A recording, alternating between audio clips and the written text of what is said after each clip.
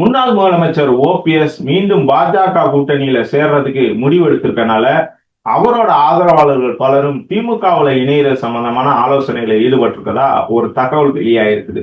அது பிரதமர் மோடி தமிழ்நாடு வந்தபோது அவரை சந்திக்கிறதுக்கு பல்வேறு முயற்சிகளை ஓபிஎஸ் மேற்கொண்டார். ஆனா எந்த முயற்சிகளுமே பலன் கொடுக்கல.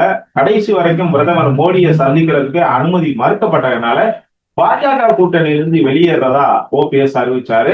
அதைத் தொடர்ந்து முதலமைச்சர் மு.க.ஸ்டாலினை சந்தித்து பேசினாரு. அதாவது ஒரு 24 மணி நேரத்துல 3 முறை முதலமைச்சர் மு.க.ஸ்டாலினை சந்திச்சு அவர் பேசினதுனால விரைவில் திமுக கூட்டணியில ஓபிஎஸ் சேர போகிறார் அப்படிங்கிற மாதிரி ஒரு தகவல் வெளியானுச்சு. அதை ஓபிஎஸ் தரப்பு மறுத்த நிலையிலும் அதிமுக தொண்டர்கள், நிர்வாகிகள் உள்ளிட்ட பலரும் பாத்தீங்கன்னா ஓபிஎஸ் கடுமையா விமர்சனம் பண்ணாங்க. திமுக கூட்டணியில எப்படி சேர்றது, ஒரு அதிமுகவை பின்புலம் கொண்ட ஒரு அதிமுகவில் தீவிர ஆதரவாளர் இருந்த ஒரு தொண்டரா இருந்த அதிமுகவிலேயே முதலமைச்சரா இருந்த ஒருவர் எப்படி திமுக கூட்டணியில போயிட்டு சேர முடியும், அது மிகப்பெரிய ஒரு துரோகம் அப்படிங்கிற மாதிரி கடுமையா விமர்சனம் பண்ணாங்க. ஆனாலும் என்ன பண்ணாருன்னா ஓபிஎஸ் இல்ல நான் திமுக கூட்டணியில சேர போகல அப்படிங்கிற மாதிரி சொன்னாரு. இன்னொரு பக்கம் அவரை மீண்டும் பாஜக கூட்டணியில் இருக்கிற வேலையில பல்வேறு தரப்பினரும் ஈடுபட்டாங்க. குறிப்பா அண்ணாமலை அதுக்கு பல்வேறு முயற்சிகளை மேற்கொண்டார். ஆனா அந்த முயற்சிகள் எதுவுமே பலன் கொடுக்கல. இன்னொரு பக்கம் பாத்தீங்கன்னா பாஜக ஓபிஎஸ் மீண்டும் தங்களோட கூட்டணிக்கு கொண்டு வர்றதுக்கான அசைன்மெண்ட் யார்கிட்ட கொடுத்தாங்கன்னா டிடிவி தினகரன் கொடுத்தாங்க. ஆனா டிடிவி தினகரனோட இதுக்குமே பாத்தீங்கன்னா ஓபிஎஸ் பெரிய அளவுக்கு இது கொடுக்கல, அதாவது ஹோப் கொடுக்கல. அப்படிங்கறதுனால டிடிவி தினகரன் ஒரு கட்டத்துல என்ன சொல்லிட்டாருன்னா, பாஜக கூட்டணி வெளியேறினதுக்கு ஓபிஎஸ் வெளியேறினதுக்கு காரணம் பாஜக தான். அதனால பாஜக தரப்பு தான் அவர்கிட்ட பேசி அவரை மீண்டும் கூட்டணி கொண்டு வரதுக்கு சம்பந்தமான வேலைகளை செய்யணும் அப்படிங்கிற மாதிரி சொன்னாரு. இதுக்கிடையில ஒரு தாவேகா கூட்டணிக்கு போவாரா இல்ல திமுக கூட்டணிக்கு தான் போவாரா அப்படிங்கிற மாதிரி தொடர்ச்சியான விவாதங்கள் இருந்துகிட்டே இருந்துச்சு. இப்படிப்பட்ட ஒரு சூழ்நிலையில ஓபிஎஸ் கடந்த சில நாட்களுக்கு முன்பு ஒரு விஷயம் சொல்லியிருக்காரு. அதாவது வரக்கூடிய சட்டமன்ற தேர்தலில் திமுகவை வீழ்த்தணும் அப்படின்னா ஒன்றிணைந்த அதிமுக தான் சரியா இருக்கும். அதிமுகவை மீண்டும் ஒன்றிணைக்கணும், எல்லாரையும் சேர்த்து அதிமுக ஒன்றிணைச்சா மட்டும்தான் வெல்ல முடியும், இல்லைன்னா மீண்டும் தோல்வியை தான் சந்திக்கணும். அதனால அதிமுக ஒன்றிணைக்கிற வேலையை எல்லாரும் செய்யணும் அப்படிங்கிற மாதிரி ஒரு அழைப்பு விடுத்தார். இது அதிமுக தரப்புலையும் பல்வேறு மட்டத்துல ஒரு வரவேற்பு சொன்னாங்க. குறிப்பா செல்லூர் ராஜு, ஆர்பி உதயகுமார் உள்ளிட்டவங்க எல்லாம் ஓபிஎஸோட கருத்துக்கு ஆதரவு, மறைமுகமா ஆதரவு தெரிவிச்சதா சொல்லப்படுது.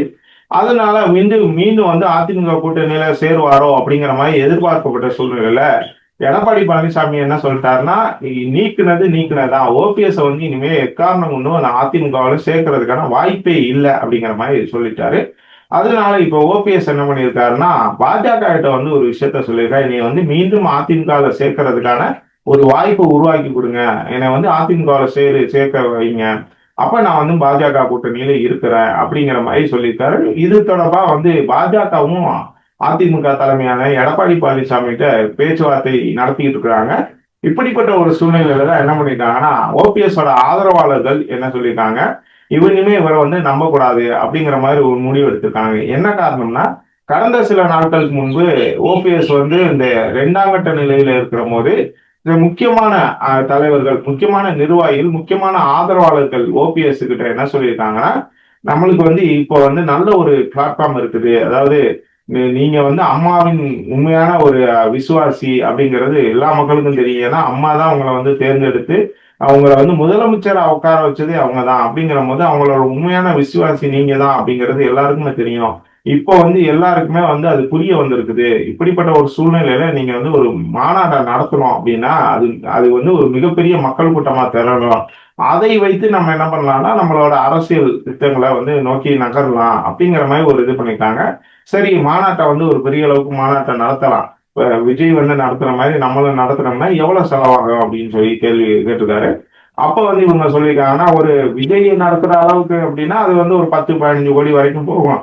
ஆனா அதை விட சிறிய அளவுல விஜய் முதல்ல விக்கிரவாண்டியில நடத்தினார்ல அந்த அளவுக்கு ஒரு மாநாட்டை நடத்துறோம்னா ஒரு 5 கோடி ரூபாய்க்கு வரைக்கும் செலவாகும் அப்படிங்கிற மாதிரி சொல்லியிருக்காங்க.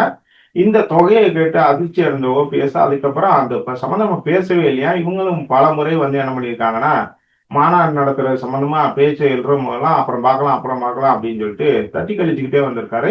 இதனால இந்த ஓபிஎஸோட ஆதரவு முக்கிய நிர்வாகிகள் என்ன ஒரு முடிவு எடுத்திருக்காங்கன்னா, இனிமே ஓபிஎஸ் நம்ப முடியாது, அவர் செலவும் பண்ண மாட்டாரு, ஒரு முக்கியமான ஒரு முடிவையும் எடுக்க மாட்டாரு.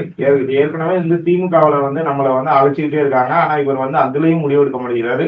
சரி, மாநாட்டை கூட்டி நம்மளோட பலத்தை நிரூபிச்சு அதன் மூலமா அதிமுகவுல சேர்றதுக்கான முடிவு எடுப்பாருன்னு பார்த்தா அதையும் செய்ய மாட்டேங்கிறாரு. இப்படிப்பட்ட ஒரு சூழ்நிலையில வந்து கண்டிப்பா வந்து அதிமுகவுல சேர்றதுக்கான வாய்ப்பே இல்ல. எடப்பாடி பழனிசாமி வந்து பாஜகட்ட என்ன சொல்லிட்டாருன்னு நீங்க என்ன வேணாலும் சொல்லுங்க. நான் செய்யறேன். ஆனா வந்து ஓபிஎஸ், சசிகலா, டிடிவி தினகரன் உள்ளிட்டவங்கலாம் வந்து மீண்டும் அதிமுக சேர்க்கிற சமயம் என்ன பேசாதீங்க அப்படின்னு சொல்லிட்டாங்க.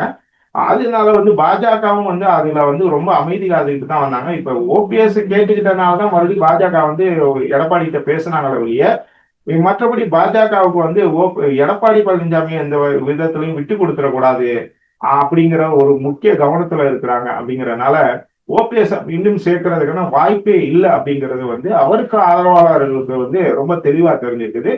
அதனால ஓபிஎஸ் என்னதான் முயற்சி எடுத்தாலும், பாஜக என்னதான் கெஞ்சினாலும், அதிமுக தலைமைக்கு என்னதான் கெஞ்சினாலும் நம்ம மீண்டும் வந்து அதிமுக கூட்டணியில சேர விட மாட்டாங்க. அப்ப நம்ம தனிச்சு நின்னோம்னாலும் வேஸ்ட், தாவேகா கூட்டணி போனோம்னாலும் வேஸ்ட். அப்படி இருக்கும்போது நம்ம செல்லா காசு ஆயிடுவோம். இவர் வந்து மாநாடு நடத்த மாட்டாரு, ஒரு முடிவையும் எடுக்க மாட்டாரு. அப்படி இருக்கிற சூழ்நிலையில நம்ம வந்து இவர் கூட பின்னாடி திரிகிறது சரியா இருக்காது அப்படிங்கிற ஒருனால நம்ம திமுகவுல இணைஞ்சிடலாம் அப்படிங்கிற மாதிரி ஒரு முடிவை வந்து எடுத்திருக்கதா சொல்லப்படுது. அதன் தொடர்ச்சியா தான் என்ன பண்ணிருக்காங்கன்னா, தேனியில அண்மையில ஓபிஎஸோட ஆதரவாளர் ஒருத்தர் வந்து பாத்தீங்கன்னா மிகப்பெரிய ஒரு பேனர் வச்சிருந்தாரு. அதுல பாத்தீங்கன்னா ஸ்டாலினையும் இவரையும் உதயநிதி ஸ்டாலின் புகைப்படங்களை போட்டு அந்த பேனர் வச்சிருந்தாரு. அதுல வந்து ஓபிஎஸோட படம் கூட இல்லை.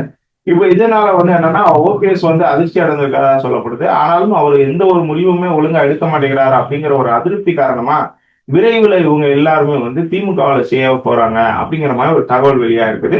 இந்த விவகாரத்துல நீங்க என்ன நினைக்கிறீங்க அப்படிங்கிறத கமெண்ட்ல சொல்லுங்க.